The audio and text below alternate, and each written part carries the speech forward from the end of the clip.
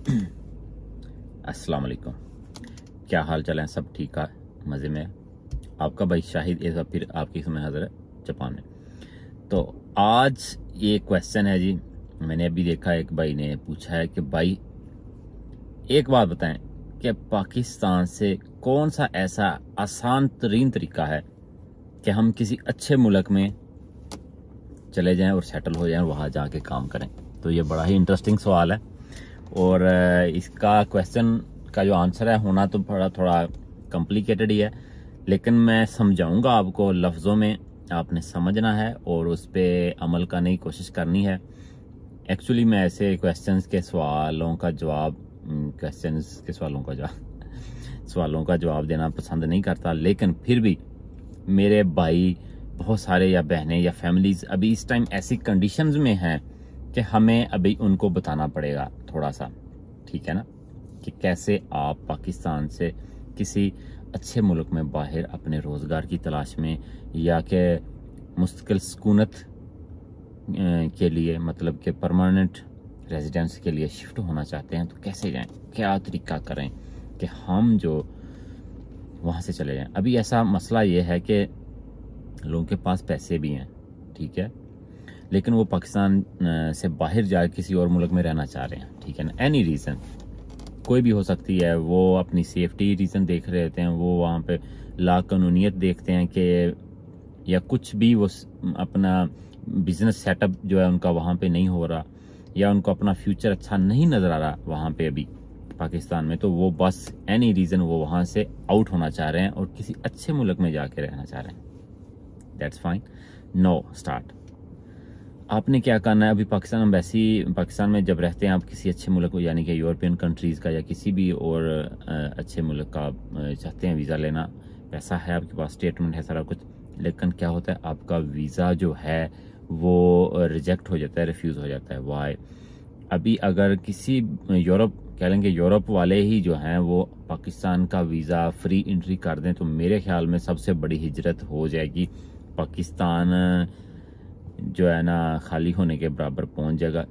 इतने करोड़ों लोग वहाँ पाकिस्तान से निकल के यूरोप जाना चाहेंगे, ये सच है। हम ऊपर से जो भी कहते रहें या चंद एक लोग मेरी इस बात से जो सेटिस्फाई नहीं होंगे, वो क्रिटिकल कमेंट्स भी करेंगे और कहेंगे कि नहीं ऐसा नहीं है, आप पाकिस्तान को बुरा करें। मैं बुरा नहीं कह रहा, मैं इस टाइम के जो भी सर्कमस्टेंसेस है उनके मतलब बात कर रहा हूँ। और जो लोग वहाँ पे रह रहे हैं वो डिस्परेटली जो पाकिस्तान को से बाहर जाना चाह रहे हैं, पाकिस्तान को छोड़ के बाहर शिफ्ट होना चाह रहे हैं, मैं उनके मतलब बात कर रहा हूँ। जो वहाँ पे रहना चाह रहे हैं, वहाँ पे खुश हैं, उनको मैं उनकी खुशी मुबारक कहता हूँ और अल्लाह करे वो और ज़्यादा खुश हों और ज़्यादा सेटल हों, अल्लाह उनके रिज़्क़ में और कारोबार में बरकत फरमाए, ठीक है।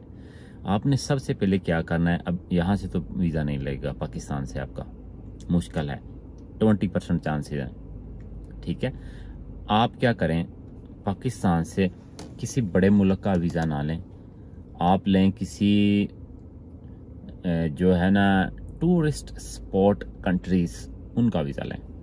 ये मेरी बात आपने ज़हन में रखनी है। Tourist spot countries as like Dubai, ठीक है, as like Thailand, as like Indonesia, as like any other countries जहाँ आसान लफ्ज़ों में कहूँ कि उनकी वीज़ा जो रिस्ट्रिक्शन है बहुत थोड़ी हैं, रिक्वायरमेंट कम होती हैं, वहाँ का वीज़ा आसानी से मिल जाता है। लेकिन वहाँ पे पैसा इतना ज़्यादा कमाया नहीं जा सकता, वहाँ पे आप सिर्फ सैर कर सकते हैं, इंजॉय कर सकते हैं, फ़न कर सकते हैं।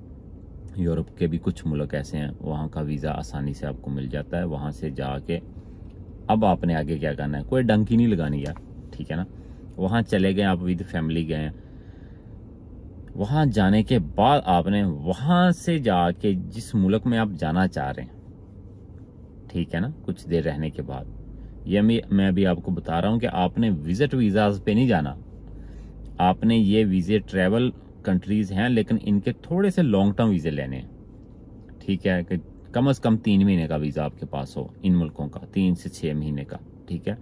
जब वहाँ इंटर हो जाएंगे, जाके वहाँ रहेंगे, सब कुछ चेक करने के बाद जहाँ सुकूनत अख्तियार कर ली, अब अभी उस मुल्क वहाँ अब जाएं इन केस आप चले गए हैं जी दुबई, ठीक है, अभी आप वहाँ चाहे वर्क वीज़ा लेके गए हैं, चाहे कोई भी थोड़ा सा लॉन्ग टर्म वीज़ा लेके गए हैं, वहाँ जाने के बाद आप अप्लाई कर सकते हैं यूरोप के किसी अच्छे मुल्क के लिए जो आपका टारगेट है असल वाला, ठीक है।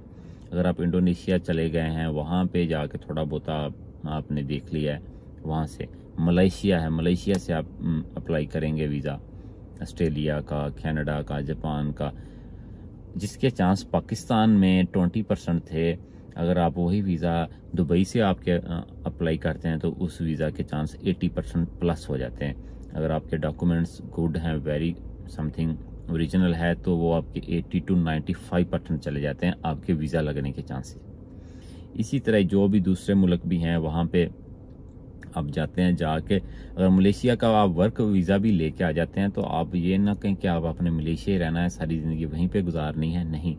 आपके पास वर्क वीज़ा है मलेशिया का, मलेशिया आने के बाद 2-3 महीने काम करें और जैसे ही आपको चांसेस मिलते जाएं वहाँ से आप अप्लाई करते जाएं, किसी भी अच्छे मुल्क की एम्बेसी में जाके अप्लाई करते जाएं अपने प्रॉपर डॉक्यूमेंट्स के साथ, किसी ना किसी का आपका वीज़ा ज़रूर लग जाएगा, ठीक है।